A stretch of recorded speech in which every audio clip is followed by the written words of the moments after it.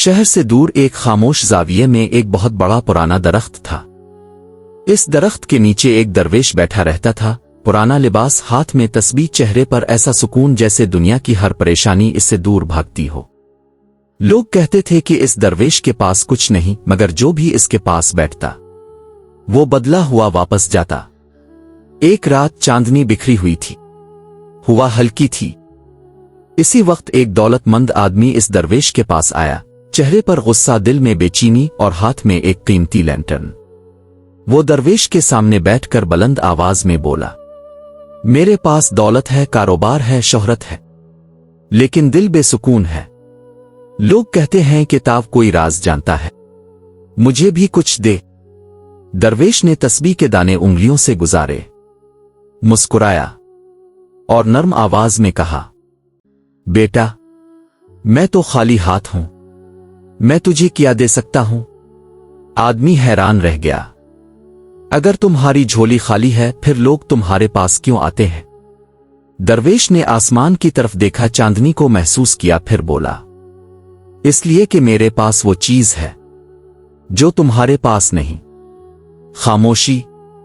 آدمی نے حیران ہو کر پوچھا، خاموشی بھی کوئی دیتا ہے؟ درویش نے اشارہ کیا، آ کر میرے پاس بیٹھ جاؤ۔ دونوں خاموش بیٹھ گئے۔ چاندنی درخت کی شاخوں میں پگھل رہی تھی، ٹھنڈی ہوا دونوں کے چہروں کو چھو رہی تھی۔ آدمی پہلے بے چین تھا، پھر اس کی سانسیں دھیمی ہونے لگیں، پھر اس کی آنکھیں نم ہو گئیں۔ کچھ دیر بعد درویش نے پوچھا، کیا محسوس ہوا؟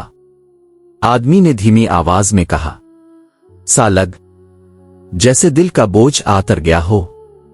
درویش نے کہا، یہی تو اصل خزانہ ہے، جب دل بھرا ہوا ہوتا ہے تو کچھ سا آنا نہیں جاتا، اور جب دل خالی ہو جائے تو پوری دنیا سنائی دیتی ہے۔ آدمی نے کہہ دیا، تو میں اس سکون کو کیسے رکھوں؟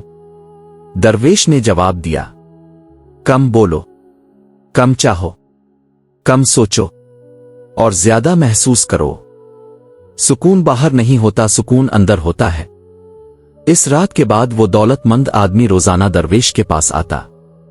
وہ نہ کوئی نصیحت مانگتا، نہ دولت، صرف خاموشی میں بیٹھتا۔ کچھ مہینوں بعد لوگ حیران تھے، یہ آدمی بدل گیا ہے، اس کے چہرے پر نرمی ہے، باتوں میں حکمت ہے، دل میں سکون ہے۔ اور درویش کہتا تھا، زندگی میں سب کچھ بھر لینا آسان ہے، مگر خود کو خالی کر لینا مشکل۔ جس نے خود کو خالی کر لیا وہی سب کچھ پاگی۔